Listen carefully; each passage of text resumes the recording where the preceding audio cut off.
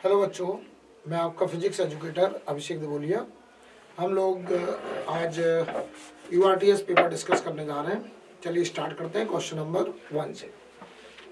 Tube A has both end open while tube B has one end closed. बताइए, जो tube A है उसके दोनों एंड ओपन है, ट्यूब बी का एक एंड क्लोज है।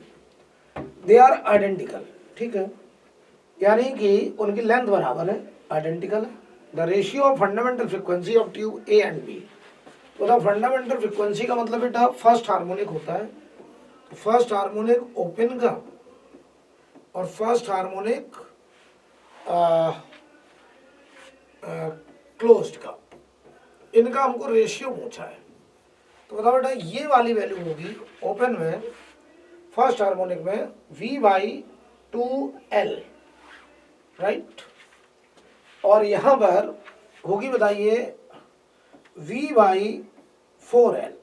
L दोनों में बराबर है, ये क्लोज्ड एंड है और वो ओपन पाइप का है, तो इनका रेशियो पूछा बेटा। तो एक काम करें, F1 open, first harmonic open upon first harmonic closed, इनकी फ्रीक्वेंसी का रेशियो हमसे पूछा गया है। यहाँ पे चलो लाइन खींच देते हैं, ठीक है।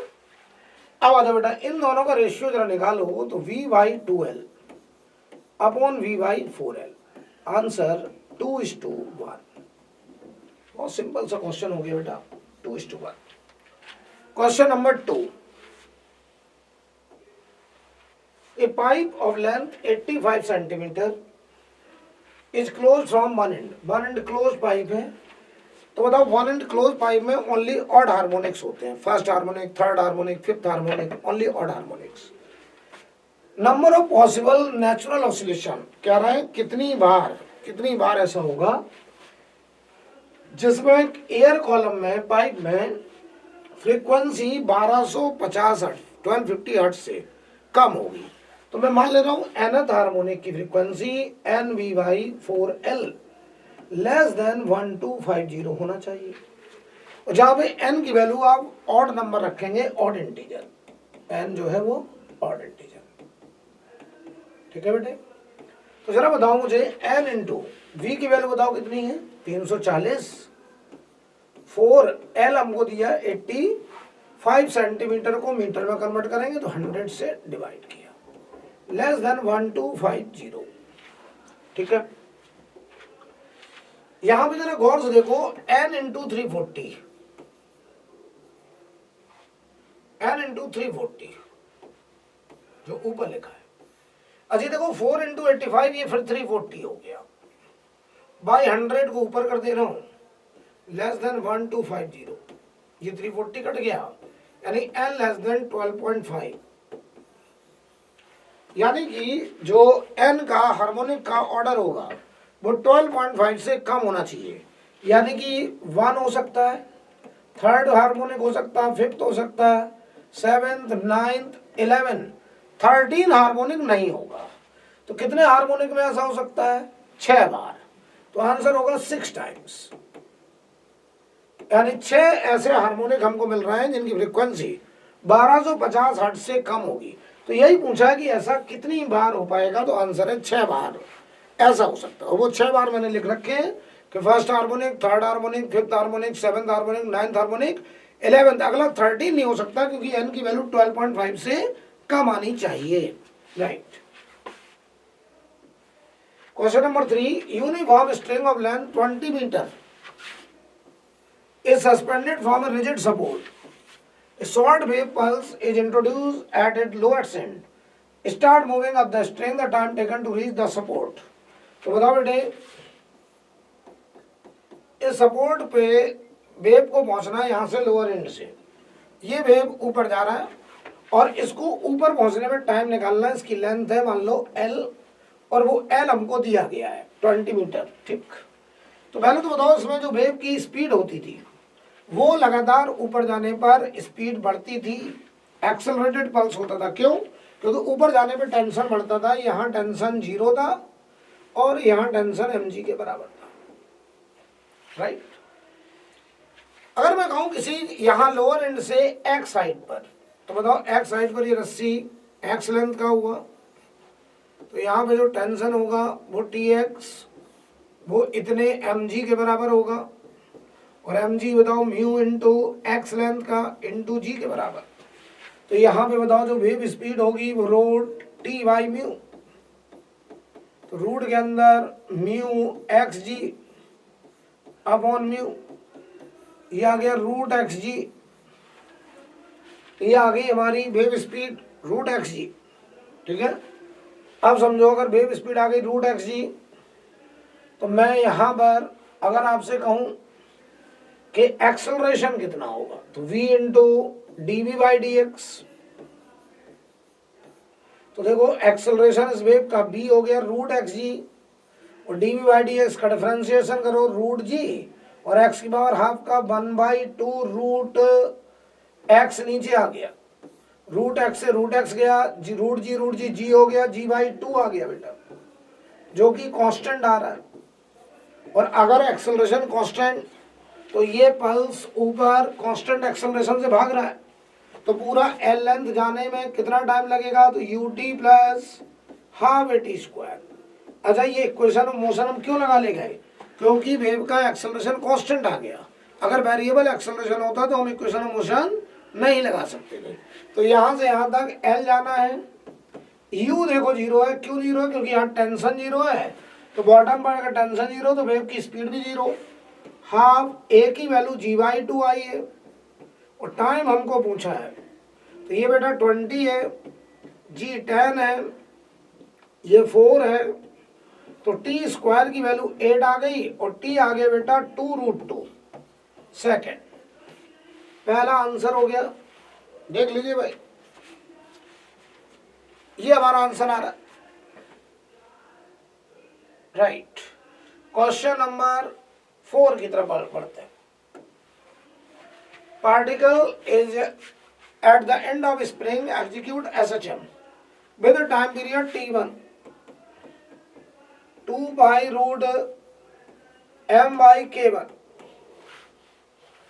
दूसरे स्प्रिंग में टाइम पीरियड 2π√m/K2। और अब दोनों को सीरीज में जोड़ा तो K इक्विवेलेंट सीरीज में K1 K2 upon K1 plus K2, ये सीरीज में होता है। तो time period 2π√m/K equivalent K1 K2 K1 plus K2 ऊपर चला गया। जरा गौर से देखना है, इसको अगर ओपन करें तो 2π√m या 1/K2 प्लस 1/K1। देख लीजिए भाई, अब यहां से जरा गौर से देखिए आप कि आप यहां से m/K1 की वैल्यू और m/K2 की वैल्यू T1/2π रख सकते हैं।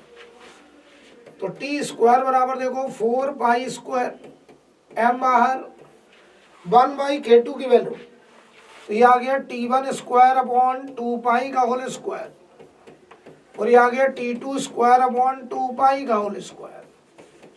तो बच्चा पार्टी 2π² से 4π² खत्म हुआ, बचा, अच्छा m भी आ रहा ना, m भी नीचे आ रहा, m भी कट गया। तो यहां से आप देख रहे हैं T² बराबर T1² प्लस T2²। ये आंसर आ रहा बेटे, सेकंड आंसर आ गया भाई, देख लीजिए। राइट, क्वेश्चन नंबर 5 की तरफ बढ़ते हैं। Displacement of a particle executing simple harmonic motion. लो भाई, ये SHM की इक्वेशन है, A0 कोई कांस्टेंट नंबर है, A sin ω t plus B cos ω t। तो आपको पता है इसका एम्पलीट्यूड √A² प्लस B² होता है, तो एम्पलीट्यूड होगा √A² प्लस B²। तुम्हारे मन में आ रहा होगा विचार, इसका क्या मतलब है सर? इसका मतलब ये है कि इसकी मीन पोजीशन A0 है, ये इसका मीन है, और मीन के ये इधर √A² प्लस B² तक जाएगा, और मीन के इधर भी √A² प्लस B² तक जाएगा। एक एक्सट्रीम इधर मिलेगा, एक एक्सट्रीम इधर मिलेगा। A0 will be the mean position A naught से root A square plus B square right side, A root A square plus B square left side जाएगा, तो amplitude root A square plus B square ही होगा, right. Question number 6, two pulses in a stretched string whose centers are initially 8 centimeter apart are moving towards each other as shown in the figure। 2 centimetre पर second की दोनों की speed है, 2 second के बाद पूछा है, तो बताओ 2 सेकंड में ये 4 सेंटीमीटर चल के आएगा, ये 4 सेंटीमीटर चल के आएगा, तो ये दोनों वेव एक दूसरे के नीचे ऐसे होंगे, ऐसे होंगे 2 सेकंड बाद। आप मुझे बताओ अगर ये वेव इधर जा रही तो ये सभी पार्टिकल नीचे जा रहे होंगे और ये सभी पार्टिकल ऊपर जा रहे होंगे, ये सभी पार्टिकल नीचे जा रहे हैं और ये सभी पार्टिकल ऊपर जा रहे हैं। तो जब इनका सुपर पोजिशन होगा तो रस्सी तो स्ट्रेट हो जाएगी, लेकिन इतने पार्ट में ये वाले पार्टिकल सभी नीचे जा रहे होंगे और ये वाले पार्टिकल ऊपर जा रहे होंगे, यानी रस्सी के इतने सेक्शन में वाइब्रेशन होगा, मोशन होगा, काइनेटिक एनर्जी होगी, but elastic potential energy zero हो जाएगी। यानी यहाँ पे पार्टिकल का डिस्प्लेसमेंट का तो सुपरपोजिशन हुआ ही, साथ में वेलोसिटी का भी सुपरपोजिशन हुआ, और ये वाले पार्टिकल डाउन मूविंग पार्टिकल के साथ जब सुपर इम्पोज हुए तो वेलोसिटी डाउन मूविंग ही मिलेगी और ये अप मूविंग ही मिलेगी। तो यहाँ पे एनर्जी होगी purely kinetic, elastic potential energy zero हो जाएगी, इलास्टिक पोटेंशियल एनर्जी जीरो हो जाएगी। आंसर होगा purely kinetic, second, right.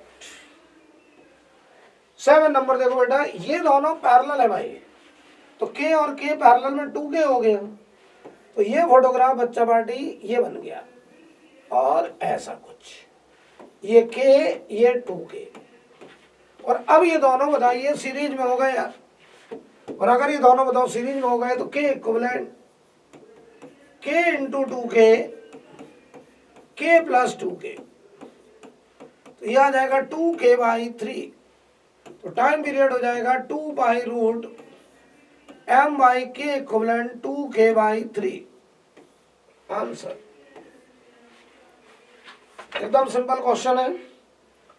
Question number 8, गौर से देखो, ये स्टैंडिंग वेव की क्वेश्चन लगी, y बराबर 2a sine kx cos omega t से आप चाहें तो इसको कंपेयर कर दीजिए।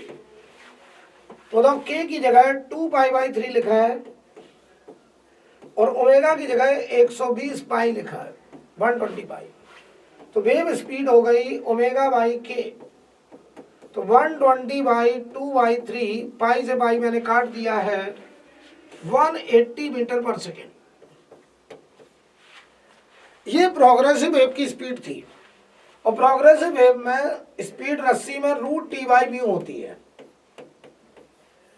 तो टेंशन हमसे पूछा है, म्यू होता है लीनियर मास डेंसिटी, मास पर यूनिट लेंथ, ये 180 है, टेंशन निकालना है, मास है 3 इंटू 10 की पावर माइनस 2 और पूरी लेंथ है 1.5 मीटर, तो ये 2 हो गया यार, तो ये आ गया t अपॉन 2 इंटू 10 की पावर माइनस 2, स्क्वायर कर दें अगर तो टेंशन आ चुका है बच्चों, 180 का स्क्वायर इंटू 2 इंटू 10 की पावर माइनस 2, स्क्वायर कर दिया जाए।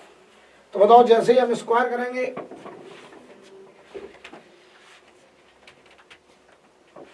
बताइए जैसे ही स्क्वायर करेंगे, जैसे स्क्वायर करेंगे तो ये बताइए सॉल्व होने पर लगभग 648 आ रहा है, चेक कर लीजिए एक बार, न्यूटन, राइट। नेक्स्ट 9 नंबर पे चलते बच्चों, देख लीजिए एक बार, देख लो बच्चों एक बार, फिर हम लोग आगे बढ़ते हैं।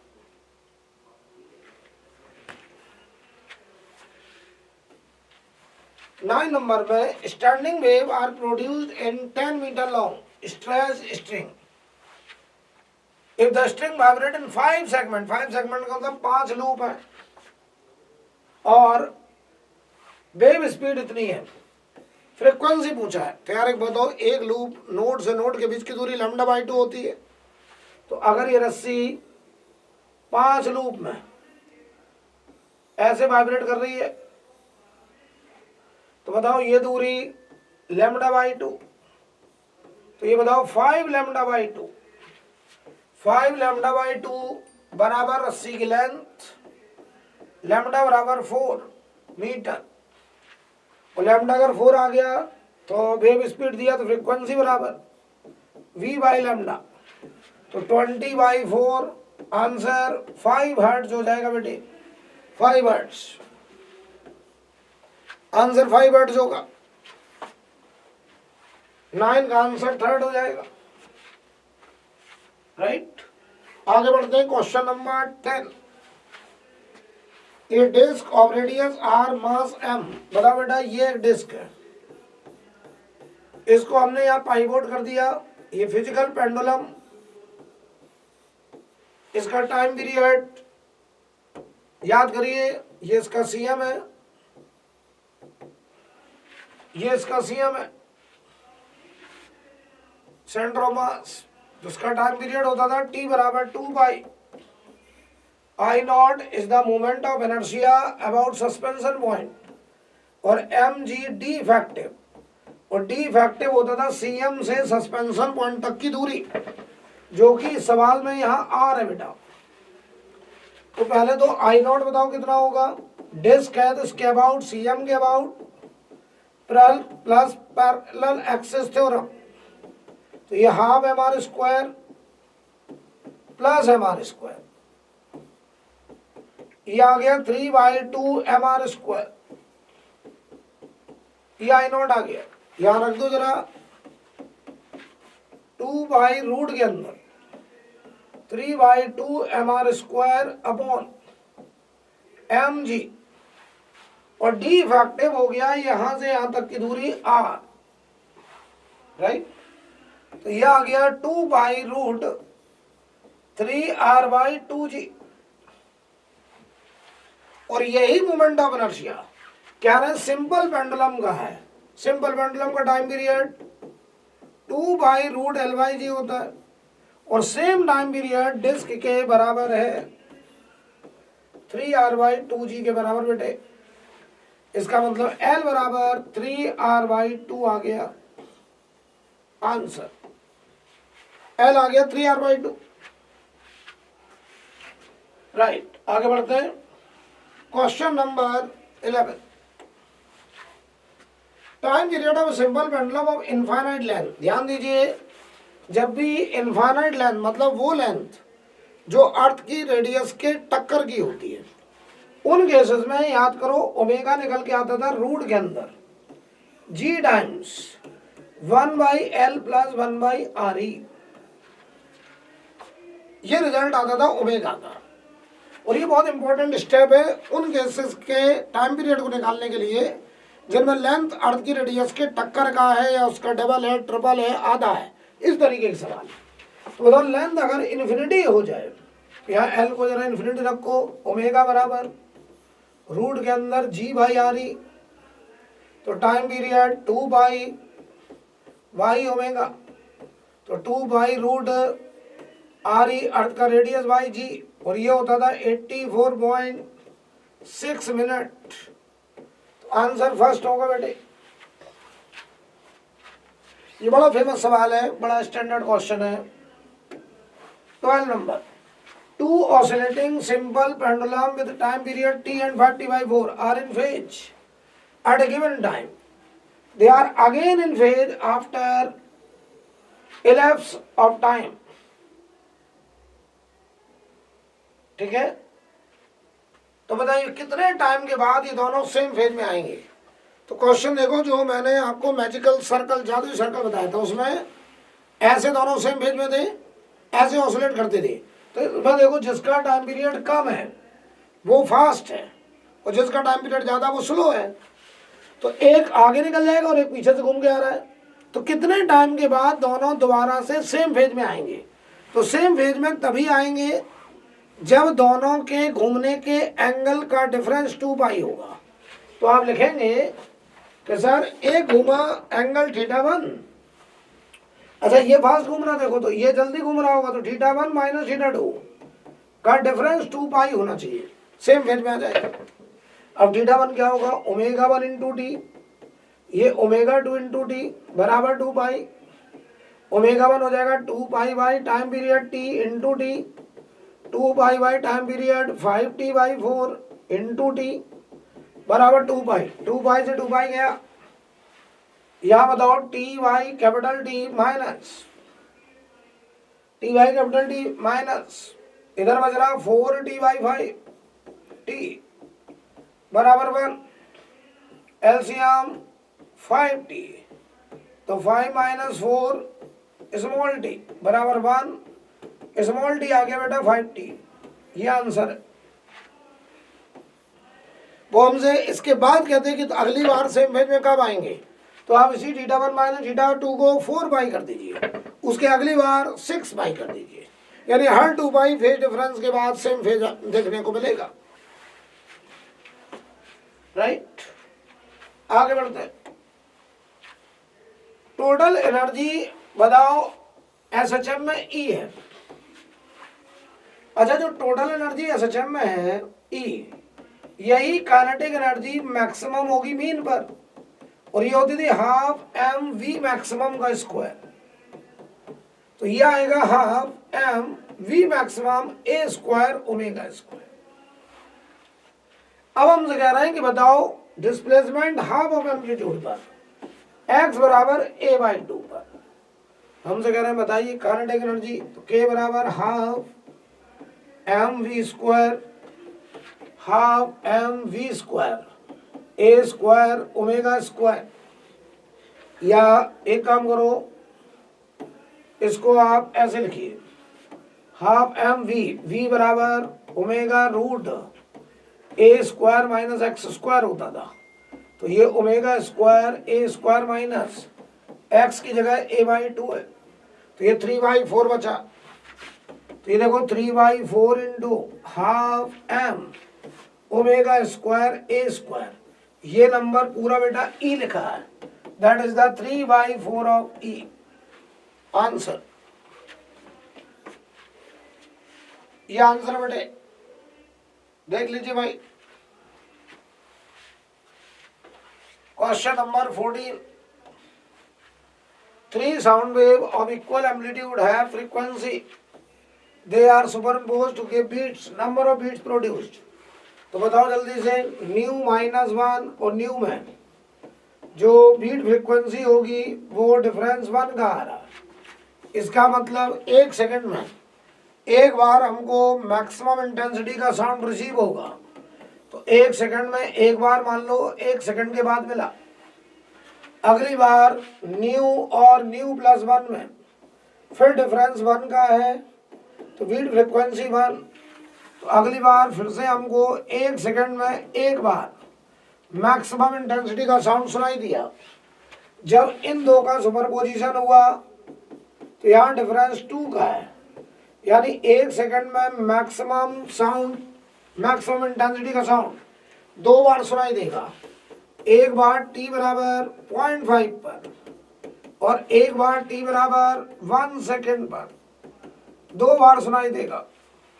तो बताओ हमको मैक्सिमम इंटेंसिटी का साउंड या लाउडनेस 1 सेकंड में एक बार आधा सेकंड पर और एक बार 1 सेकंड पर, तो आंसर है number of beats, number of beats answer 2। तो बच्चों इसका आंसर आपका हो जाएगा सेकंड। क्वेश्चन नंबर 15, ये नोट हो गया भाई, कोई कर तो नहीं रहा, देख लीजिए एक बार। 15 नंबर बेटे, the frequency of second overtone of open organ pipe, देखो बेटा सेकंड ओवरटोन ओपन पाइप है तो थर्ड हार्मोनिक ओपन का इक्वल फ्रीक्वेंसी है first overtone of close pipe. बताओ क्लोज में फर्स्ट ओवरटोन का मतलब थर्ड हार्मोनिक, तो F3 क्लोज्ड का, F3 क्लोज्ड का बताना बेटे।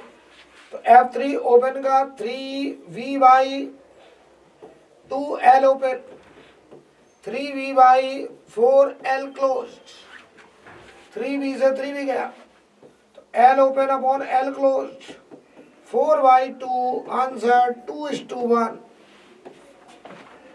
ये आंसर है। इसके आगे का बेटा आकाश सर डिस्कस करते हैं और राहुल सर करेंगे। देखेंगे बच्चों क्वेश्चन नंबर 15, ठीक है। Figure shows a sinusoidal wave at given instant which points are in phase.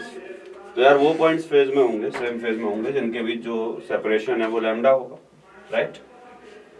तो बताओ, यहाँ पे मुझे सी और ई दोनों ऐसे पॉइंट्स दिखाई दे रहे हैं जो एक वेव कंप्लीट कर रहे हैं, इनके बीच सेपरेशन लैम्डा। ये दोनों ही पॉइंट्स, अगर मान लो मैं ये कह दूं कि ये वेव इधर जा रही है, तो ये जो एम्पलीट्यूड है इधर जा रहा होगा, यानी सी पॉइंट जो है ये सी पॉइंट इधर जा रहा होगा, ई पॉइंट भी इधर जा रहा होगा, तो दोनों के हालात सेम है, यानी दोनों सेम फेज में। तो ऑप्शन 4 हुआ, राइट। बताएं फिर। इसके बाद क्वेश्चन नंबर 17 कह रहे हैं two sound waves having a phase difference of 60 degree of path difference of.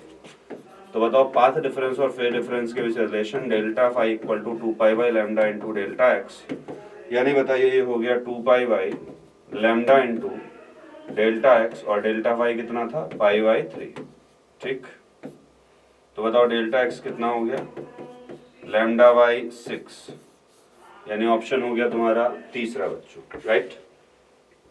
Question number 18, propagation of a sound wave in gas is quite close to. तो कहते हैं एडियाबैटिक प्रोसेस, क्योंकि साउंड का propagation एक sudden process होता है, और इस सडन प्रोसेस में जो वेव ट्रांसफर होती है, लाप्लास करेक्शन हमें इसी बात को बताता है कि जब साउंड ट्रांसफर होता है एयर में, तो एक सडन प्रोसेस है और इसमें एयर मास कोई हीट का एक्सचेंज सराउंडिंग से नहीं कर पाता, जिस एयर मास में साउंड वेव ट्रेवल कर रही है, ठीक। तो बताइए जो प्रोसेस है वो नियरली एडियाबैटिक प्रोसेस होता है। Question number 19, the diagram shows below an instantaneous position of string as a transverse progressive wave traveling along it from left to right. Which one of the following correctly represent the direction of velocity of point 1, 2 and 3 on the string? तो यार बताओ, string ऐसे जा रही है, ठीक।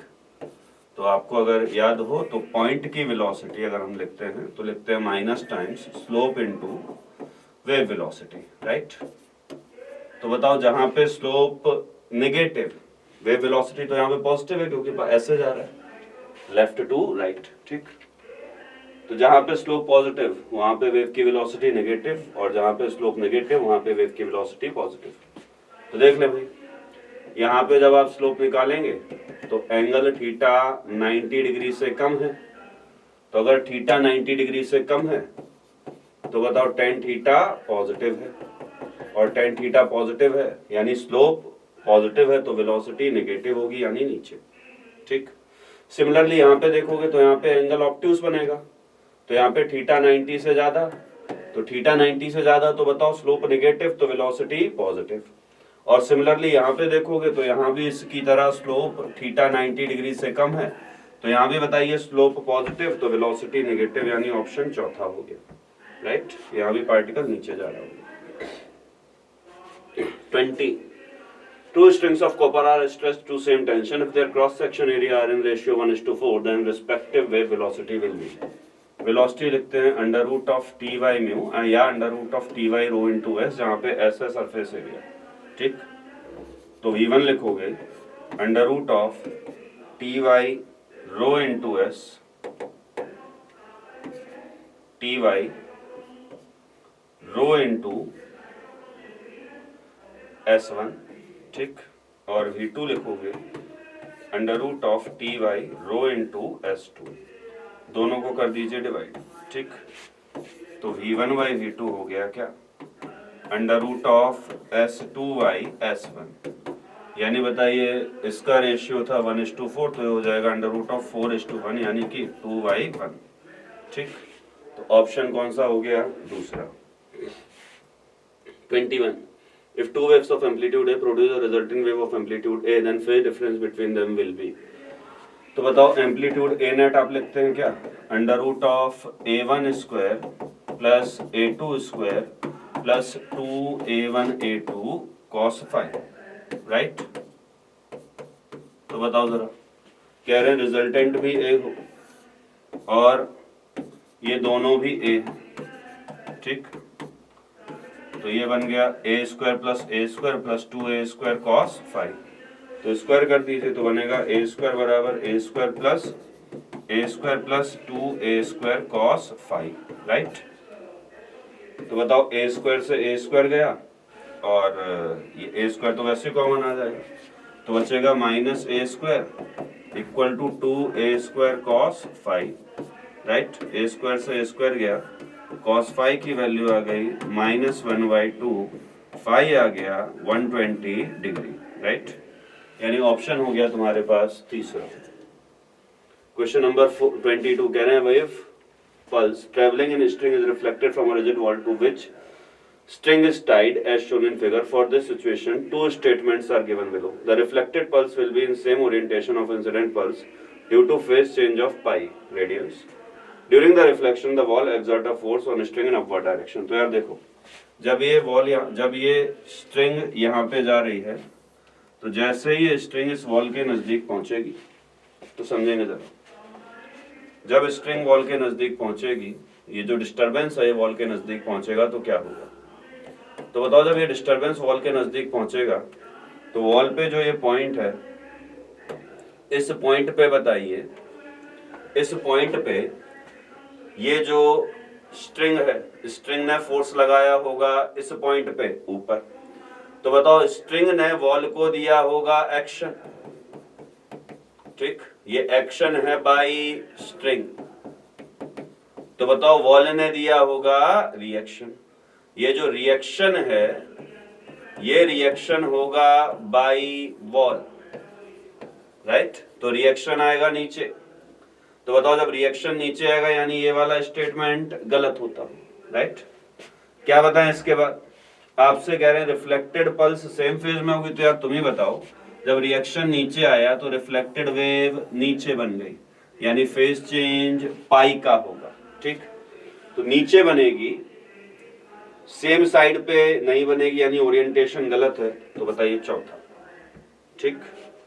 बताएं भाई इसके बाद अगला सवाल। For stationary wave y equal to 4 sin pi x by 15 cos 96 pi t, the distance between a node and a antinode, next antinode is। तो यार बताओ, नोड और एंटी नोड के बीच का सेपरेशन पूछा है, तो delta x between node and anti node वो होता है कितना, λ/4। लैम्डा निकाल लो। तो बताओ ये लिखा हुआ है, इसको कंपेयर करा दो 2a sin kx cos omega t standing wave की इक्वेशन से। तो k जिसकी वैल्यू होती है 2π/λ, इसकी जगह लिखा हुआ है π/15। तो बताओ पाई से पाई गया, लैम्डा की वैल्यू आ गई 30। एंटी नोड और नोड के बीच का सेपरेशन λ/4 यानी 30/4 which is 7.5, right. 24 a wave represented by given equation y equal to a cos kx minus omega t superimposed with another wave to form a stationary wave such that x equal to 0 is a node। तो बताओ x equal to 0 पे node बनाना है। एक wave है y equal to a cos kx minus omega t, ठीक। और ये wave मान लो ऐसे जा रही है। तो बताओ दूसरी वेव बननी चाहिए। तो अगर ये वेव ऐसे जा रही है, आपको नोड बनाना है यहाँ पे, ठीक। तो आप अगर स्ट्रिंग में यहाँ नोड बनाना चाहते हैं तो जो दूसरी वेव है वो ऐसे बने, ठीक। तो बताओ जब दूसरी वेव ऐसे बने तो इसकी इक्वेशन तुमने लिखी हुई है y1, तो इसकी इक्वेशन क्या लिखोगे, y2 इक्वल टू, तो आपने कहा y2 इक्वल टू है a cos kx, ये जानी चाहिए अगर इधर, तो ये वाली वेव आएगी इधर, ऑपोजिट मूविंग वेव, तो kx प्लस ओमेगा टी। साथ ही साथ बताएं इन दोनों में, क्योंकि हम यहाँ पे बनाना चाहते हैं नोड, ठीक। तो बताओ अगर मैं यहाँ नोड बनाना चाहता हूँ तो यहाँ एम्पलीट्यूड है प्लस है, तो यहाँ होना चाहिए क्या, माइनस है, क्योंकि फंक्शन किसका है, कॉस का। तो बताओ प्लस ओमेगा टी प्लस बन जाएगा क्या, पाई। तो बताओ ये हो गया तुम्हारे पास -a cos kx plus omega T, right. यहाँ पे हमें नोड बनाना है, x बराबर 0 ये होगा क्योंकि कॉस की वेव है, तो x बराबर 0 एक्चुअल में तुम्हारा ये है, right. 25. A string fixed at both ends vibrate in 5 loops as shown. The total number of nodes and anti nodes. तो यार बताओ, तुम ही बता दो इसमें गिनने की क्या बात है। या जैसे एक जनरल चीज ये है कि ये 5, ये हो गया 1 2 3 4 5 6 हो गए नोड्स। यार सिंपल सी बात है, देखो नंबर ऑफ लूप्स कितने, 1 2 3 4 5। तो नंबर ऑफ लूप्स अगर 5 है तो नोड हमेशा लूप से एक ज्यादा, तो नंबर ऑफ नोड्स हो जाएगा कितना, 6।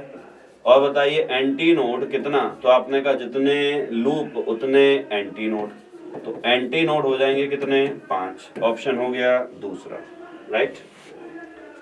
The fundamental frequency of a closed pipe is 220 hertz, ठीक। यानी Vy4L की वैल्यू दी हुई है 220 हर्ट्ज, ठीक।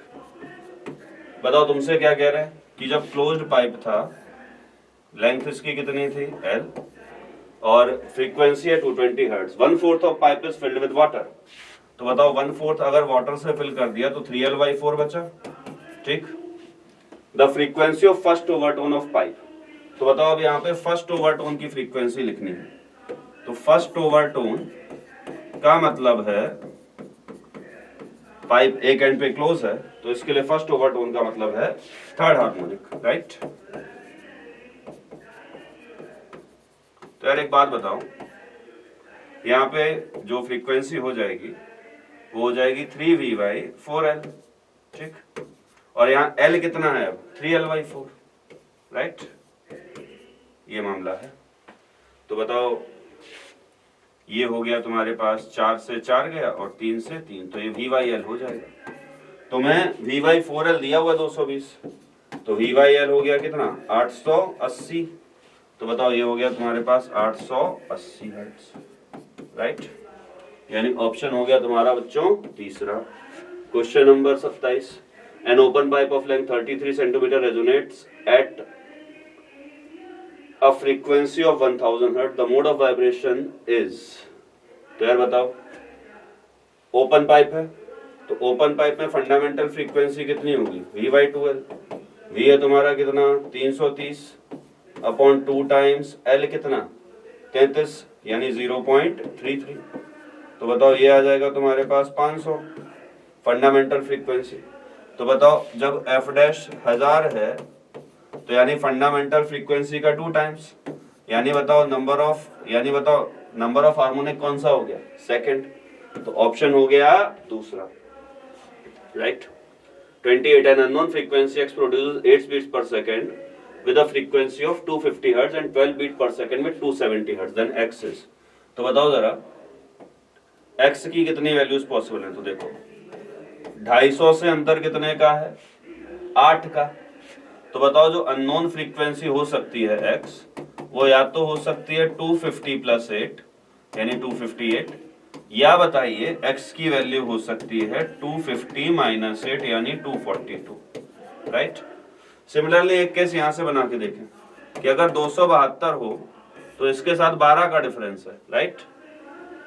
270 सॉरी, तो अगर 270 हो तो 270 के साथ 12 का डिफरेंस है, यानी x की दो पॉसिबल वैल्यूज यहां से भी 270 + 12 यानी हो जाएगा कितना, 282, और दूसरा x की वैल्यू हो सकती है 270 - 12 यानी 258।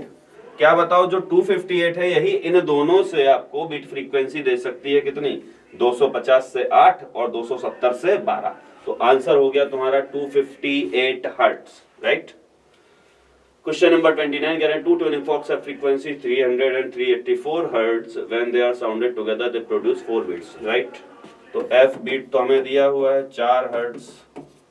After hearing maximum sound how long will it take to hear the minimum sound. तो बीट की फ्रीक्वेंसी अगर 4 है तो बताओ बीट का टाइम पीरियड 1/4, ठीक। ये तो बीट का टाइम पीरियड हुआ, ये 1/4 सेकंड दो कंसेक्यूटिव मैक्सिमास या दो कंसेक्यूटिव मिनिमास के बीच की दूरी होगी, बीच का टाइम इंटरवल होगा। तो अगर आपको मैक्सिमम और मिनिमम के बीच टाइम इंटरवल निकालना है तो बताइए दो मैक्सिमा के बीच का टाइम गैप T/4 है, तो एक मैक्सिमा और मिनिमा के बीच का टाइम T/8, यानी ये आंसर हो जाएगा 1/8 सेकंड। डिस्कस करते हैं क्वेश्चन नंबर 30। क्वेश्चन नंबर 30 में कह रहा है turning fork of non frequency 256 makes 5 beats per second with the vibrating string of a piano. The beat frequency decreases to 2 beats per second when the tension in the piano string is slightly increased. ठीक है. The frequency of the piano string before increasing the tension was. अब यहाँ पे frequency दी है वो 256 की frequency दी है. अब कह रहा है जो इसकी बीट है वो 5 बीट पर सेकंड है, तो जो पॉसिबल फ्रीक्वेंसी होंगी वो कितनी हो जाएंगी 256 प्लस के 5 और 256 माइनस के 5 इक्वल टू हो जाएगा 251 इक्वल टू 261. अब ये कह रहा है कि जब टेंशन इंक्रीज कर दी जा रही है तो जो बीट है वो 2 बीट पर सेकंड तक डिक्रीज हो जा रही है. तो जब टेंशन इंक्रीज करोगे तो जो फ्रीक्वेंसी होगी वो भी इंक्रीज हो जाएगी. तो इस वाले केस के लिए जो पॉसिबल फ्रीक्वेंसी यहाँ से आएगी वो ग्रेटर देन 261 आएगी. और यहाँ पे अगर इंक्रीज करोगे तो यहाँ पे भी टेंशन इंक्रीज करोगे, फ्रीक्वेंसी इंक्रीज हो जाएगी. तो यहाँ पे जो फ्रीक्वेंसी होगी वो ग्रेटर देन 251 होगी. अब बताइए टेंशन इंक्रीज करने के बाद ये जो फ्रीक्वेंसी है जो वो 2 बीट पर सेकंड तक डिक्रीज हो जा रही है. जो 2 बीट पर सेकंड तक डिक्रीज हो रही है इसका मतलब जो यहाँ पे जो फ्रीक्वेंसी बनेगी और वो उसका इससे जो डिफरेंस आएगा वो कितना आना चाहिए 2 आना चाहिए. तो बताइए अगर ये वाली फ्रीक्वेंसी 261 से ग्रेटर है हमेशा तो 261 का और 256 का डिफरेंस कभी 2 आ सकता है, नहीं आएगा. तो ये वाली फ्रीक्वेंसी पर नहीं होगी. और इसमें 251 से ग्रेटर और ये 256 है तो यहाँ पे एक फ्रीक्वेंसी ऐसी रहेगी 254 जिससे इसका और इसका डिफरेंस कितना आएगा 2 बीट पर सेकंड. तो इसका आंसर हो जाएगा 256 माइनस के 5. तो थर्ड ऑप्शन इसका सही हो जाएगा. Question number 31. क्वेश्चन नंबर 31 में कह रहा है simple pendulum perform simple harmonic motion about x = 0 with an amplitude a and time period t. The speed of the pendulum at x = a/2. Speed क्या होती है v = ओमेगा रूट में a square minus k x square. इसमें लगा देंगे v = omega root में a square minus x की value दी है a/2, इसका स्क्वायर कर देंगे. तो ये यहाँ से आ जाएगा v = ओमेगा रूट में 3a स्क्वायर / 4. इसको रूट से बाहर निकालोगे तो v = आ जाएगा ओमेगा = होता है 2π/t इंटू ये हो जाएगा √3a/2. इससे ये कैंसिल हो जाएगा. तो यहाँ से जो v की वैल्यू आएगी v = आएगा √3a/π/t. √3a/π/t. फर्स्ट ऑप्शन इसका सही हो जाएगा. Question number 32. क्वेश्चन नंबर 32 में कह रहा है maximum speed of a particle in SHM is v maximum. Then average speed of a particle in SHM is equal to. Average speed पूछी है. Average speed क्या होती थी? Total displacement upon total distance upon total time. अब बताइए यहाँ से ये x = 0 होता है, यहाँ से ये डिस्टेंस होती है a और ये भी a होती है. यहाँ पे x = -k होता था और यहाँ पे x = +k होता था. ठीक है.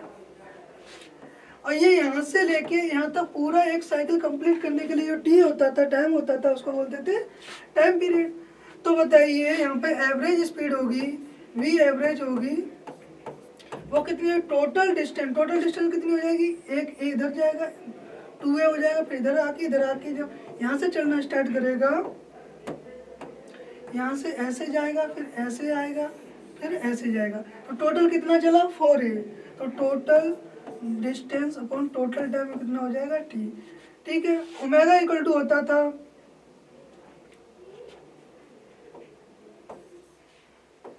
ठीक है. तो अब a और t की वैल्यू लगा देंगे तो Vmax = क्या होता था Vmax = a ओमेगा = क्या था 2π/t. तो a × 2π/t. यहाँ से a/t की वैल्यू कितनी आ जाएगी Vmax अपॉन 2π. a/t की वैल्यू यहाँ पे अगर लगाओगे तो 4 Vmax अपॉन 2π. 2 से 4 ये जाएगा 2 टाइम्स. तो v एवरेज कितना आ जाएगा 2 Vmax अपॉन π. 2 Vmax upon π. इसका फोर्थ आंसर सही हो जाएगा. Question number 33. क्वेश्चन नंबर 33 में कह रहा है if E average kinetic energy and potential energy denoted the average kinetic energy and the potential energy respectively of mass decreasing a simple harmonic motion the over one period then the correct relation average kinetic energy होती थी वो equal to होती थी average potential energy के, क्योंकि देखो जो kinetic energy होती थी वो कितनी होती थी E equal to half M we square. Half M we square equal to कितना होता है, half M v equal to हो जाता था ओमेगा रूट में a square minus k x square, तो ओमेगा स्क्वायर हो जाएगा यहाँ पे a square minus k x square, ये वाला नहीं लगाएंगे क्योंकि एवरेज निकाल रहे हैं, तो ये हो जाएगा m a omega cos square omega T. अब बताइए इसकी जो एवरेज वैल्यू होती थी वो कितनी होती थी 1/2, तो ई एवरेज आ जाता था यहाँ से 1/4 के ए स्क्वायर, क्योंकि ओमेगा की वैल्यू मैंने लगा दी यहाँ पे, ये ओमेगा स्क्वायर हो जाएगा ए स्क्वायर ओमेगा स्क्वायर, तो ओमेगा की वैल्यू लगा दी रूट में के, ओमेगा इक्वल टू होता है रूट में के बाई एम, तो ओमेगा स्क्वायर इक्वल टू कितना हो जाएगा के बाई एम, वो मैं यहाँ पे लगा दूंगा तो ये कितना आ जाएगा हाफ के ए स्क्वायर। वही में पोटेंशियल एनर्जी कितनी होती थी U equal to half K x square, X equal to होता था ए साइन ओमेगा टी, तो half K A square sine square omega T. इसकी भी एवरेज वैल्यू कितनी होती है 1/2, तो यहाँ से जो एवरेज पोटेंशियल एनर्जी आती थी वो हाफ 1/4 के ए स्क्वायर। तो एवरेज पोटेंशियल एनर्जी और एवरेज काइनेटिक एनर्जी दोनों कितने होते हैं, इक्वल होते हैं। फर्स्ट ऑप्शन सही हो जाएगा इसका। क्वेश्चन नंबर 34 में कह रहा है the amplitude and the time period in SHM इस इतने, एम्पलीट्यूड दे दिया है 0.5 सेंटीमीटर और टाइम पीरियड कितना दे दिया है 0.4 सेंटीमीटर 4 सेकेंड। कह रहा है इफ द इनिशियल फेज 5 दे दिया 5/2, then the equation of SHM general equation क्या होती थी x equal to a sine omega T plus k 5, ए की वैल्यू कितनी दे दी है 0.5 साइन ओमेगा टी क्या होता है 2π/t, तो 2π कैपिटल टी कितना दे दिया 0.4 इंटू टी, ठीक है, प्लस के 5 कितना दे दिया 90 π/2, तो x इक्वल टू 0.5 साइन। अब बताइए इससे इसको काटोगे तो ये 5πt प्लस के π/2 हो गया। साइन 90 प्लस थीटा क्या होता था, ये टी बना हुआ है, साइन 90 प्लस थीटा होता था कॉस थीटा सेकंड क्वाड्रेंट में आ रहा है, तो जो इक्वेशन आएगी उनके वो आ जाएगी x equal to 0.5 cos πt, ठीक है 0.5 cos 5πt, फोर्थ ऑप्शन इसका सही हो जाएगा।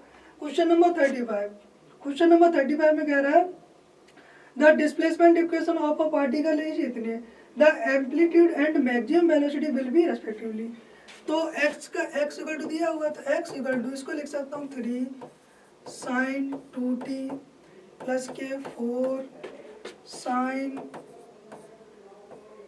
2t प्लस के π/2, sine 90 plus theta equal to होता है कॉस थीटा, तो मैं इसको ऐसे लिख सकता हूँ। तो इन दोनों के बीच में फेज डिफरेंस कितना है 90 का है, तो जो इनका रिजल्टेंट एम्पलीट्यूड होगा वो कितना हो जाएगा रूट में ए स्क्वायर मतलब 3 का स्क्वायर प्लस के 4 का स्क्वायर प्लस के 2ab कॉस 90, तो कॉस 90 की वैल्यू कितनी होती है 0, तो ये 0 हो जाएगा। तो जो एम्पलीट्यूड आएगा वो रूट में 9 प्लस 16 इक्वल टू 5, तो ए की वैल्यू कितनी आ गई 5। अब क्या पूछा है उन्होंने मैक्सिमम वेलोसिटी वी मैक्स कितना होता था v max equal to a omega कितना दिया है यहाँ पे ए साइन ओमेगा टी होता है, तो ओमेगा इक्वल टू कितना दे दिया 2 और ए की वैल्यू आई है 5, तो 5 इंटू 2, तो वी मैक्स कितना आ जाएगा यहाँ से 10 मीटर पर सेकेंड। 5 and 10 फर्स्ट ऑप्शन सही हो जाएगा। क्वेश्चन नंबर 36 क्वेश्चन नंबर 36 में कह रहा था resultant of two rectangular simple harmonic motion of the same frequency and equal amplitudes but different in phase by pi by two. ये कह रहा है कि टू रेक्टेंगुलर सिंपल हार्मोनिक है तो x1 इक्वल टू कितना हो जाएगा, रेक्टेंगुलर एक x होगा और एक y होगा, तो मैंने x इक्वल टू मान लिया x equal to a1 sine omega T, तो y इक्वल टू कितना हो जाएगा a2 अलग इनका एम्पलीट्यूड अलग अलग है, साइन फ्रीक्वेंसी सेम है प्लस के पाई बाई टू, क्योंकि इनके बीच में फेज डिफरेंस कितना है 90 का, पाई बाई टू का दिया तो y इक्वल टू कितना हो जाएगा यहाँ से a2 कॉस ओमेगा टी, तो मैंने यहाँ से कॉस ओमेगा टी की वैल्यू निकाली, कॉस ओमेगा टी आ जाएगा बाई बाई a2, और मैंने यहाँ से साइन ओमेगा टी की वैल्यू निकाल ली तो साइन ओमेगा टी यहाँ से आ जाएगा x बाई a1। ये इक्वेशन फर्स्ट मान ली और ये इक्वेशन सेकंड मान ली। फर्स्ट और सेकंड का इक्वेशन का स्क्वायर करके मैंने ऐड कर दिया, तो sine square omega T plus के cos square omega T equal to आ जाएगा X square upon a1 square plus के Y square upon a2 square. इसकी वैल्यू कितनी हो गई 1, तो X square upon a1 square plus के Y square upon a2 square equal to कितना आ जाएगा 1। यह किसकी इक्वेशन होती है एलिप्स की, तो एलिप्टिकल आ जाएगा इसका path. Question number 37, question number 37 में कह रहा है graph of the square of the velocity against the square of the acceleration of a given simple harmonic motion is. तो इसके स्क्वायर का ग्राफ दिया तो v इक्वल टू क्या होता है ओमेगा रूट में a square minus k x square, तो इसका स्क्वायर कितना हो जाएगा v square equal to omega square a square minus k x square, तो v स्क्वायर इक्वल टू मैं यहाँ से लिख सकता हूँ omega square a square minus के ओमेगा स्क्वायर एक्स स्क्वायर। आपको पता होगा एसएचएम की जो कंडीशन रहती थी वो रहता था a इक्वल टू माइनस के ओमेगा स्क्वायर एक्स, तो यहाँ से x की वैल्यू निकालोगे एक्स स्क्वायर की, तो a स्क्वायर अपॉन ओमेगा की पावर कितना हो जाएगा 4। ये एक्स स्क्वायर की वैल्यू यहाँ पे लगा देंगे, तो v square equal to omega square a square minus के omega square into a square की पावर 2 ओमेगा की पावर 4। इससे ये कैंसिल हो जाएगा 2 टाइम्स, तो v square equal to minus k a square upon omega square plus k a square plus k omega square a square. ये मुझे y axis पे लेके आना और ये x एक्सिस पे लेके आना है, तो मैं इसको y मान ले रहा हूँ, ये y पे लेके आना है और ये इतना x पे लेके आना है, तो ये x पे लेके आना, तो ये कुछ इस तरीके से बना होगा minus k x upon omega square plus k omega square a square. ये इक्वेशन बन गई स्ट्रेट लाइन की y इक्वल टू माइनस के mx प्लस c की, तो इसका स्लोप नेगेटिव है, तो कौन सा फोर्थ ऑप्शन सही हो जाएगा स्ट्रेट लाइन का। Next question, question number 38, question number 38 में कह रहा है a simple harmonic oscillator has an amplitude a and time period t, the time required by it to travel from x equal to a to x equal to a by 2। अभी अपन को time निकालना है x equal to a से x equal to a by 2 में चलने के लिए कितना टाइम लगेगा, तो बताइए इनिशियली ये कहाँ पे है, इनिशियली ये पार्टिकल है x equal to a पे, तो x equal to a कहाँ पे मानते थे, यहाँ पे मानते थे, ठीक है इस तरीके से था। ये x equal to प्लस के राइट एक्सट्रीम होता था और ये लेफ्ट एक्सट्रीम होता था। अब ये इनिशियली जो पार्टिकल है वो यहाँ पे है x इक्वल टू a पे, ठीक है ये a है और ये माइनस के है टोटल। अब ये यहाँ से लेके ये कहाँ तक चला है, यहाँ तक चला है, यहाँ पे कितना हो जा रहा है x equal to a by 2, तो ये a बाई 2 रहा होगा, ये कितना हो गया होगा a बाई 2। तो मुझे निकालना है कि ये थीटा कितना चला, ये वैल्यू कितनी रही होगी a बाई 2। अब ये थीटा कितना चला, अब बताइए अगर मुझे ये थीटा निकालना है, ये a है तो ये a cos थीटा इस पे कंपोनेंट हो जाएगा, तो जो ए कॉस थीटा होगा वो किसके बराबर होगा, ए बाई 2 के। ए से ए कैंसिल, तो ये यहाँ से कॉस थीटा इक्वल टू आ गया 1/2, तो थीटा इक्वल टू आ जाएगा यहाँ से π/3 मतलब 60 डिग्री। अगर मुझे थीटा मिल गया तो omega T equal to, theta equal to क्या होता है omega t, theta equal to omega t, theta कितना दे दिया π/3, ओमेगा होता है 2π time period into t, pi से पाई कैंसिल, तो जो टी की वैल्यू आएगी कितना टाइम लगा इसको पहुंचने में वो आ जाएगी t/6,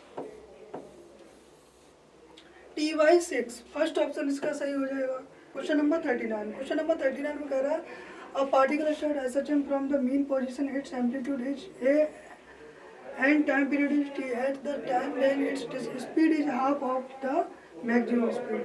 इसकी स्पीड मैक्सिमम स्पीड की हाफ है, तो मैक्सिमम स्पीड कितनी होती है v max equal to a omega.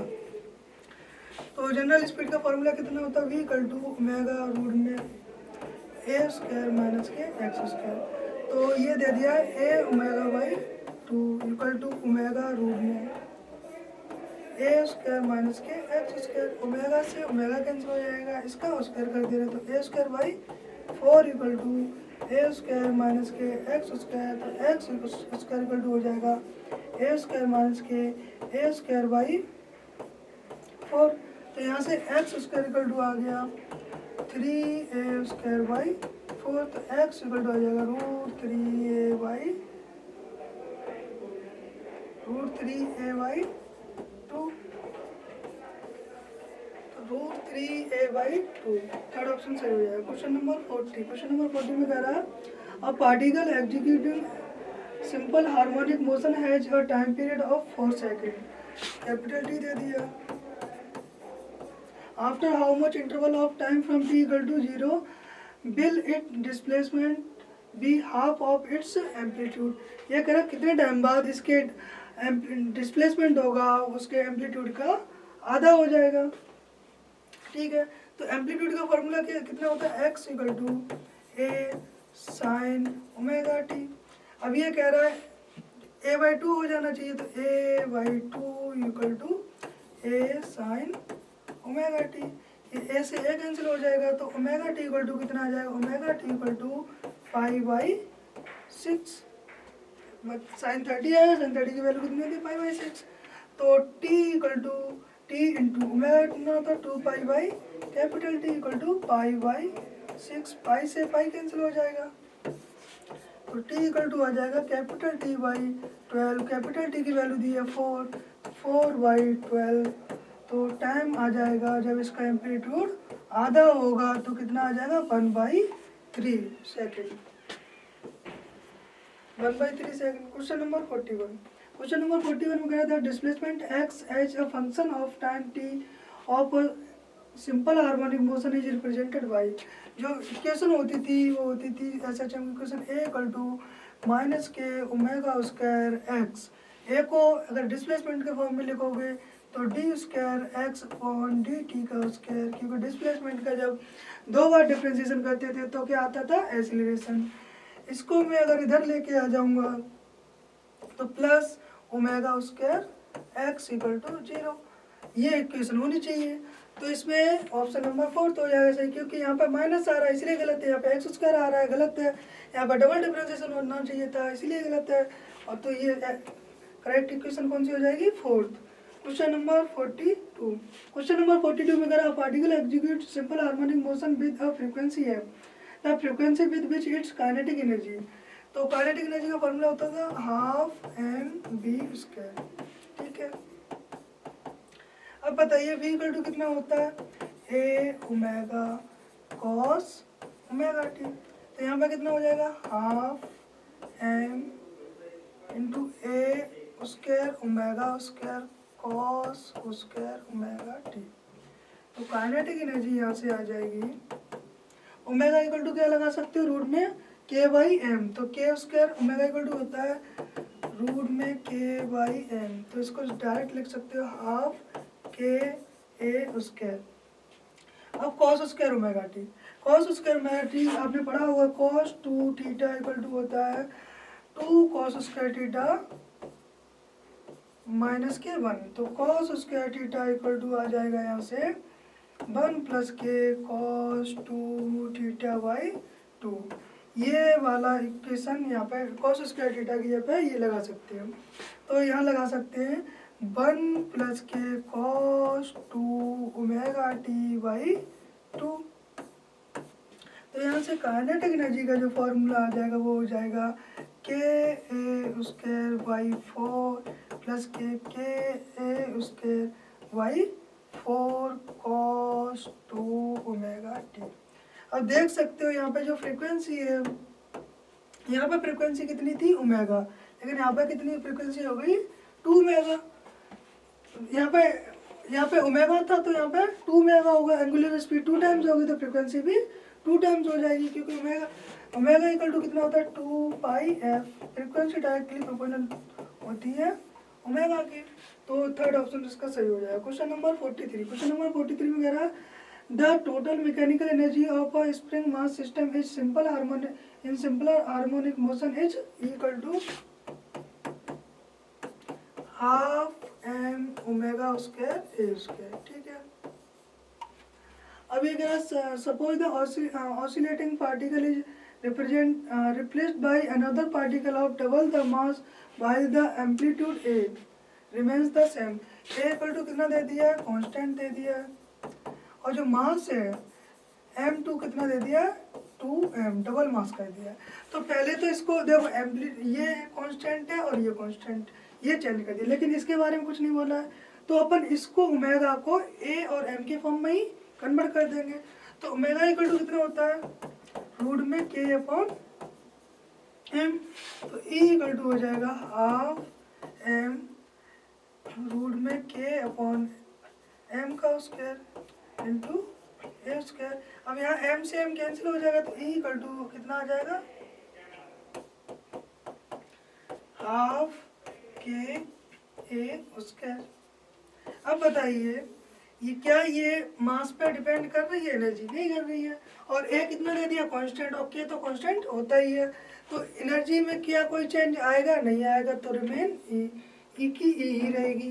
Question number 44, question number 44 में कह रहा है when the kinetic energy of a body executing SHM is 1/3 of the potential energy. जो काइनेटिक एनर्जी है u/3 दे दिया। The displacement of the body is x percentage of the amplitude। ठीक है, kinetic energy का फॉर्मूला क्या होता है half m v square, तो v स्क्वायर ये पे लगा सकते हैं omega square A square minus k x square equal to 1/3 already है, तो 1/2 k x square. v equal to मैंने लगा दिया ओमेगा रूट में a square minus k x square, तो v की वैल्यू यहाँ पे लगा दिया मैंने डायरेक्ट। तो बताइए हाफ से हाफ कैंसिल हो जाएगा सीधा सीधा, ओमेगा इक्वल टू कितना होता है रूट में के वाई है, तो m से m कैंसिल हो जाएगा, तो ये बचेगा, इससे पूरे से ये k कैंसिल हो जाएगा, तो ये बचेगा a square minus k x square equal to x square by 3। इसको मैं इधर लेके आऊँगा तो 1 प्लस के 1/3 एक्स स्क्वायर इक्वल टू हो जाएगा ए स्क्वायर, तो एक्स स्क्वायर इक्वल टू आ जाएगा 3a स्क्वायर बाई 4। तो यहाँ पे x इक्वल टू कितना आ जाएगा x equal to x upon a, x equal to कितना है √3/2a। √3 की वैल्यू लगा दो 1.73/2 इंटू ए। तो x की जो वैल्यू होगी x अपॉन ए की वैल्यू होगी वो आ जाएगी 0.865। तो अब इन्होंने पूछा है x परसेंटेज ऑफ एम्पलीट्यूड, तो x अपॉन ए इंटू 100 पूछा है, इसका मतलब 86.5 या फिर लगभग 87%, क्योंकि यहाँ पे 86 पॉइंट में कोई वैल्यू दी नहीं, तो ये आंसर हो जाएगा 87%। ठीक है, next question, question number 45, the displacement of particle between maximum potential energy position and maximum kinetic energy position in simple harmonic motion is, ठीक है, कोई नहीं, ये यहाँ पे दिया हुआ है, यहाँ कितना होता है, x इक्वल टू 0, यहाँ पे x इक्वल टू माइनस के होता है, यहाँ पे x इक्वल टू 0 होता है, यहाँ पे जाके जो पोटेंशियल एनर्जी होती है वो कितनी हो जाती है, मैक्सिमम, और यहाँ पे क्या होता है, काइनेटिक एनर्जी मैक्सिमम हो जाती है। तो बताइए यहाँ पे काइनेटिक एनर्जी मैक्सिमम हो जा रही है और पोटेंशियल एनर्जी मैक्सिमम, तो ये वाला पूछा है, तो ये हो जाएगा प्लस के ए और ये हो जाएगा माइनस के ए, तो इसका आंसर कितना आ जाएगा, थर्ड आ जाएगा, ठीक है।